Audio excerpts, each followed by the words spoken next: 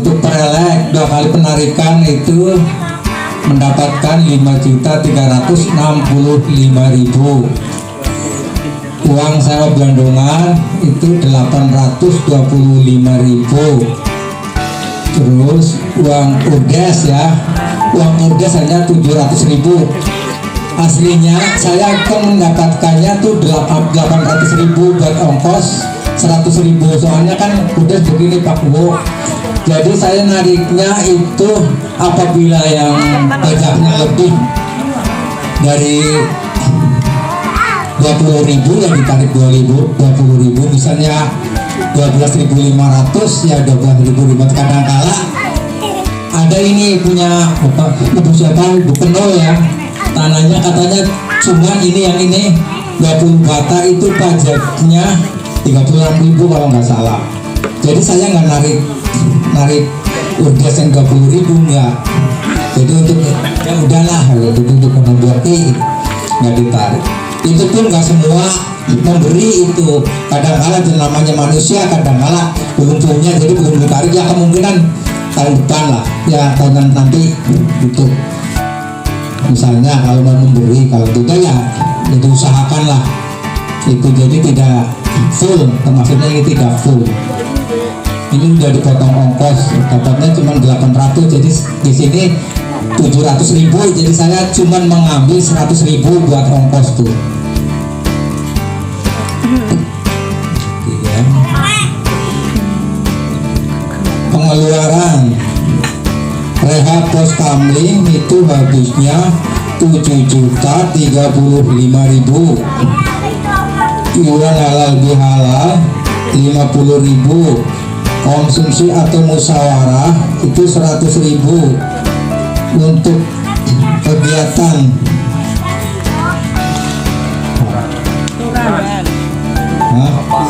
suran ya, kegiatan suran itu 756.000. Untuk kegiatan 17 Agustus itu 553.500. Jadi jumlah totalnya 8.454.500.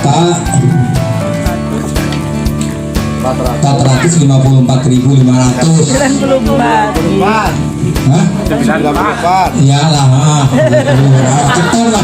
Aduh, dikurangi ya. Ini saldonya pendapatan itu 9.914.000 dikurangi, jadi tinggal sisanya 1.419.900. Ini tidak termasuk iuran musola. Musola jadi tidak dimasukkan di sini. Khusus itu DKM, maksudnya ke DKM. Jadi nggak di sini. Ya mungkin dari kami hanya di sini Pak. Kira-kiranya diterima apa enggak oleh bapak-bapak ini? Putusannya apa? Mau usul silakan. Ya mau usul. Udah diterima. Kalau diterima ya berarti udah. Terima kasih ya. Berarti sudah diterima. Kamu dalam menyampaikan. Alhamdulillah terolas dia wis berjalan sesuai dengan harapan pemerintah desa. Ternyata tentang sosial PKH, BPNT dan BLT atau garis besar bansos dihapus ya. Terolas hari Juli asih berjalan. Jadi itu termasuk bentuk perhatian dari pemerintah. Desa selaku pemerintah terbawah itu harus ikut mensosialisasikan kepada semua warganya. Dan untuk anggaran yang 1,22 miliar tersebut itu dibagi beberapa hal. Salah satunya adalah untuk ketahanan pangan. Ketahanan pangan itu berapa? Ketahanan pangan itu bisa membangun pemotongan, bisa kudus atau buku sapi dan sebagainya. Tapi setelah dipikir oleh saya untuk tahun 2025 untuk ketahanan pangan, kita masih fokus untuk pembangunan solokan, terutama di blok 9 atau area yang kelangan kiri dan di Nambo Pak, atau Nangkung Brakem Molong Simpeng arah Jawa. Sing jenenge untuk ketahanan pangan. Dan untuk masalah sosial juga itu harus wajib salah satunya untuk bantuan atau program-program bantuan yang ada di Desa Ciptajaya itu sosial. Kalau untuk kesehatan di Desa Ciptajaya itu wajib diadakan namanya ILP atau pos pos itu ya, puskesmas pembantu, yang Desa Ciptajaya harus mencari warganya atau kader itu 2 orang, Pak. Alhamdulillah Desa Ciptajaya sudah mempunyai tanah dan juga di benteng, yaitu di Dusun Nabo RT 28 di depan Pak Golongan Tirsono. Insya Allah tahun 2025 akan dibangun. Jadi ngesone sampean syukur-syukur aja sumeng ya, sumeng arep periksana nang ngedar anak. Tapi untuk sementara karena bangunan pustunya belum jadi, itu di Posyandu Pondok Kunyur di tahun 2025. Arep ngecek darah, tapi tentang kesehatan yang ringan, Pak, gratis untuk sementara. Bukake hari Senin sampai hari Jumat. Pak, betul Pak. Untuk masalah pemeriksaan kesehatan itu di Desa Ciptajaya harus membuat puskesmas pembantu atau pusku. Dalam tahun ini itu sementara tempatnya di Posyandu Pondok Kunyur sebelum bangunan yang di Nabo itu jadi. Nanti apabila sudah jadi, pindahnya nanti di Dusun Nabo RT 28. Terus untuk masalah bidang kesehatan lagi, Desa Ciptajaya itu dari tahun 2022 kita sudah desa mandiri, Pak. Dan kemarin kita sudah deklarasi bebas ODF atau sudah ODF. Lah mumet-mumet teman ODF apa? Buang air besar sembarangan. Jadi kene sampai buang air besar nang balong, bangsane gue wis ora apik, ora sehat. Mien mungkin urung ketemu penyakitnya, sekarang sudah ditelaah dan diteliti oleh Dinas Kesehatan bahwa buang air sembarangan itu tidak sehat dan mengakibatkan beberapa penyakit kepada kita semua, Pak. Dari punten karena dewek wis deklarasi bebas buang air besar sembarangan, saya himbau warga kita 12 kasih anak wes ini nang balong digorok lah. Karena sih zamannya sedikit, Pak, zaman Sandiro wis lawe, zaman IT masa kasih buang air besar nang balong. Jadi ya orang yang juga dipandang nang umum. Dan juga untuk masalah stunting nih, stunting aku janjinya, Pak, kita stunting baik kudu karena stunting cara bahasa Jawane memang kepenek lah, bocah cilik kuteten iki wewe. Kuteten sing kudune wayahe dhuwur, ora dhuwur-dhuwur, sing wayahe kudune abot, ora abot-abot. Itu seperti itu. Masalahnya apa? Ternyata masalahnya yang terbesar adalah di dalam pengurusan atau ngasih makannya. Jadi mamake malah sibuk dolanan HP, anaknya maam dibilang usaha gelem wis. Itu salah satunya ibu-ibu ya, punten. Terus apabila ibu-ibu atau bapak-bapak anak yang termasuk kategori stunting aja isinya, karena itu ada bantuan khusus dari pemerintah tentang PMT, program makanan tambahan anak-anak yang stunting dan ibu hamil. Apa pertama? Ya kalau tidak salah itu karena apa, Bang? Desa kita sudah mandiri. Satu kali, Mbok. Itu sudah menjadi kewajiban kita apa? Jadi ya sekali. Kita kebetulan desa kita apa anu belajarnya? RT Rolas ada ya, Bu? Golongan ada ya? Satu orang, tapi itu tidak apa-apa karena dari pemerintah nanti ada bantuan khusus diwain makan full setahun gratis, makanan bergizi. Tujuannya biar tidak stunting. Karena banyak sekali lah, terutama kalau faktor turunan ternyata sangat kecil, Pak.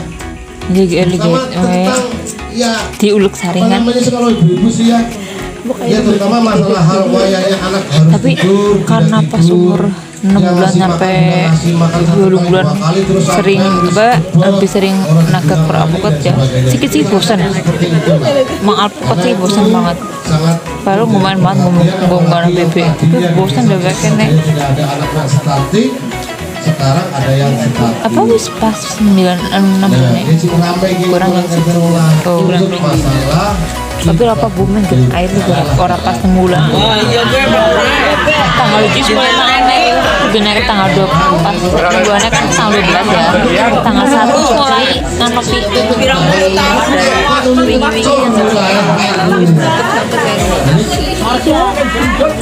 anu kan sedunia kan tanggal 12 tapi kita tanggal 1 aku tetap belajar gini tapi cuma anu apa jenis kayak Mila anu kurisan kayak Mila cuma sendok gitu sendok makan bajunya 30 nanti itu boleh untuk mau ya paling murah be rongkang ya ya pas pertama Kalau aku kenal sampai pedagang saat nu ini, bidolan di tahun 2025 sana mah gimana memang berarti dalam saya atau pemerintahan desa cobain aja itu ya, menganggarkan sekitar 300 cobain juta Pak. Ya teh kan dia yuk bareng-bareng dikerjani. aku belum nambahin gini arep mengeranggeng pada baik baik sanu duit-duit. Urdes dan penanggulan. Terus bapak-bapak dari BPM ketahui bahwa urdes dan janggolan itu adalah salah satu hak upaya pemerintah dalam pelaksanaan pembangunan dari bidang infrastruktur dan pemberdayaan yang ada di masyarakat.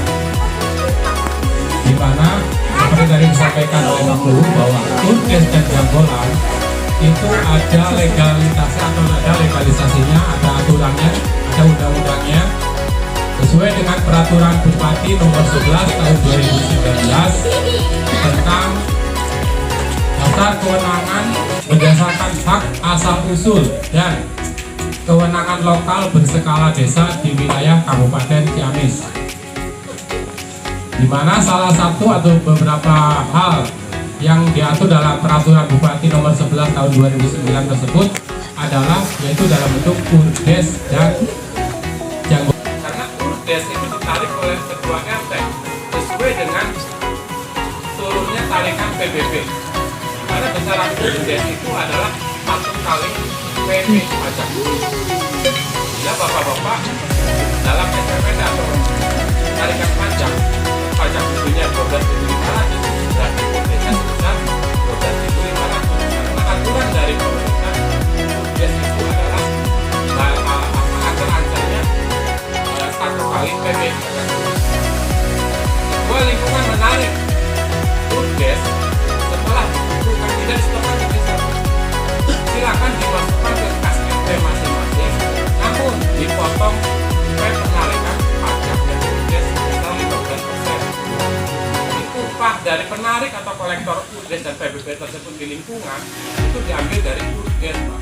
Misalnya urdesnya masuk 1 juta, target dari RT 12, nanti dipotong 15% untuk UP sinarik lah. Sinarik kan pasti kan nggak cukup 1 hari 2 hari, gitu kan. Nah dari situ nanti sisanya baru dimasukkan ke kas. Apalagi nanti di sana kan juga kita bisa digunakan untuk pemeliharaan lingkungan. Ada lampu penerangan jalan mati, tidak harus telepon ke Pak Guru, lampu mati lampunya itu untuk hal-hal yang sesuai dengan yang dilakukan oleh Pak Guru. Kalau desa kita ya sudah menjadi desa yang mantap. Nah yang mandiri itu kan berarti sudah apa-apa sudah diterima. Salah satunya kenapa pemerintah desa masih membayar pajak yaitu supaya lingkungan ada punya modal untuk hal-hal kemandirian. Seperti ada lubang sedikit di jam ini, lari ke desa, aku jadi setengah pakai seangkok, buat nambal. Hal seperti itu kayak maksudnya kemandirian yang diharapkan dengan adanya masih pengelolaan urdes di lingkungan mengcover atau kebutuhan seperti itu. Jadi terima kasih atas segala apresiasi kerjasama swadaya dari masyarakat dalam bentuk apresiasi dalam menarik urdes tersebut.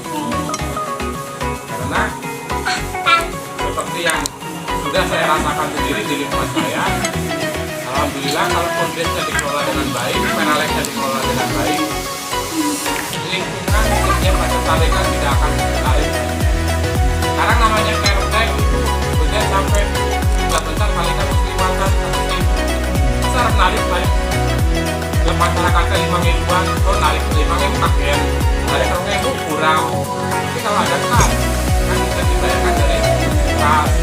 Sekarang ada iuran PHPN, RT tarik 300.000, kok kasih anak 2 juta, jauh dari kas. Tidak langsung ditarik ke masyarakat. Sebetulnya itu uang masyarakat juga, uang RT 12 juta. Ya dari caleg, ya dari kurdes, dan dari pemasukan yang lain. Dari sini alhamdulillah dia tadi ada sewa belandongan, berarti kan RT 12 punya aset. Siapa tahu dengan nanti paraleknya berjalan semakin baik, biasanya bisa 100% keluar, tambah kas mati, kok dari nyaingi Eko RT 12 Weston. Nah itu ya. Berkeliling bersilaturahmi ke tiap-tiap lingkungan RT. Salah satunya di dalam surat kami sebutkan bahwa pada intinya kami memantau kegiatan lingkungan RT dalam hal laporan pertanggungjawaban ketua RT. Dan tadi sudah disebutkan bahwa ketua RT adalah pertanggungjawabannya. Saya sampaikan apresiasi yang sebesar-besarnya kepada ketua RT walaupun beliau masih baru, tapi ternyata bisa membawa perubahan ke arah yang lebih baik bagi RT 12. Kenapa bisa saya sampaikan seperti itu, Bu? Karena walaupun kami berkedudukan di desa, tapi kami selalu mengamati setiap perkembangan yang ada di lingkungan RT di seluruh wilayah Cintajaya. Dan alhamdulillah RT 12 sudah ada perubahan. Berarti Pak RT menjabat sudah tahun kedua ya Pak. Dulu dipilih tahun 2024. Awal 2024. Ya. Pengurusan lengkap ya Pak. Sekretariat siapa Pak? Pak Edi. Edi di belakang tuh. Oh Pak Edi. Sekretarisnya Bendahara Ibu Imas. Ya di sini ada keterwakilan perempuan juga. Ini menunjukkan bahwa demokrasi di RT 12 sudah bisa berjalan dengan baik. Nah ini yang menjadi agenda kami ya Pak Bu, kenapa kami hadir di tengah-tengah Bapak sekalian. Dan apa yang akan saya sampaikan ini berkaitan dengan tugas dan atau tugas fungsi pokok ketua RT di lingkungan masing-masing. Seperti tadi Pak RT di awal sudah dijelaskan, memang Pak RT beberapa waktu lalu itu mewakili seluruh RT di wilayah Cintajaya untuk menghadiri pemenangan di Banjarsari. Nah itu untuk bergerak menambah pengetahuan ketua RT tentang tugas pokok fungsinya ketika menjabat menjadi ketua RT. Dalam peraturan Bupati nomor 59 tahun 2021 disebutkan bahwa tugas ketua RT adalah membantu kepala desa dalam pelayanan pemerintahan, juga dalam penyiapan data kependudukan. Di sini saya ingin bertanya pada Pak RT, untuk RT 12 ini ada berapa tugu Pak RT? 50 tugu. Lumayan banyak. Jadi ketika sesuai dengan tugas yang diberikan kepada Pak RT, maka di lingkungan ini Pak RT menjadi orang yang dituakan untuk setiap apapun yang terjadi atau yang berjalan di lingkungan RT, maka akan bermuara pada Dan dalam Pergub nomor 59 tahun 2021 juga di sana disebutkan tentang berapa lama jabatan ketua RT.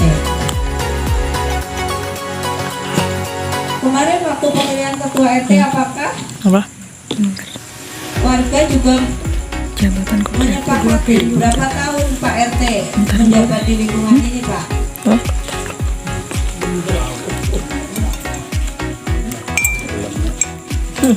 Kalau dulu mungkin jabatan ketua RT bisa dianggap jabatan seumur hidup ya Pak. Kalau sudah terpilih jadi ketua RT, selamanya akan menjadi ketua RT.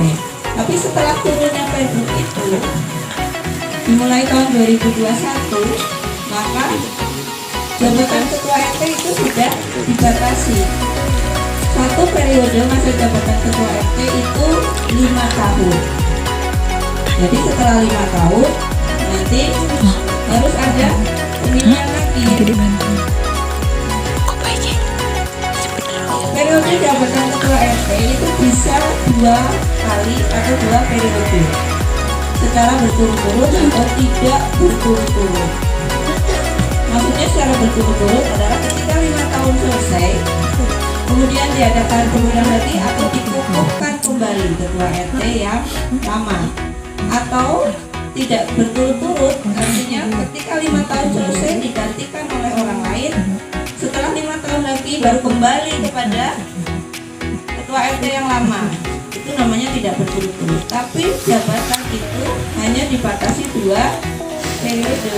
Jadi satu orang, satu nama bisa menjadi ketua RT hanya 2 periode kali 5 tahun. Jadi berapa tahun, Pak? 10 tahun. Kalau sudah 10 tahun harus mutlak harus digantikan oleh orang lain. Walaupun RT yang sudah 10 tahun ini kinerjanya bagus, tidak ada celah, tidak ada kesalahan, tetap harus diganti. Jadi harus ada penghajakan terus. Ketika sudah 10 tahun, itu sudah batas maksimal. Nah, di sini dengan adanya jabatan yang lebih panjang, karena kalau dulu ada beberapa lingkungan yang menerapkan RT itu 3 tahun. Kegiatan ditentukan dari Januari sampai Desember. Iuran baik prelek ataupun apapun ditentukan dari Januari sampai Desember. Itu pun harus disepakati. Kalau tidak salah informasi yang saya terima di sini itu prelek bentuknya gabah. Betul tidak Pak? Bentuknya gabah. Ketika sudah disepakati satu misalnya dikeluarkan 10 kilo gabah dalam 1 tahun. Maka sebelum laporan pertanggungjawaban terakhir sebelum akhir tahun, pengurus sudah harus menyatakan lengkap bagi warga yang memang belum membayar sesuai kesepakatan wajib ditagih, dan warga yang ditagih juga tidak boleh marah karena itu sudah menjadi kesepakatan di awal. Untuk yang mampu ataupun tidak mampu disamaratakan misalnya 10 kilo, maka dalam 1 tahun itu harus terpenuhi nilai 10 kilo minimal. Kalau ada yang mau memberikan lebih, alhamdulillah. Kalau tidak, maka semua rata pada batas minimal. Itu seperti itu. Jadi keuangan akan pengelolaannya akan tertib di lingkungan.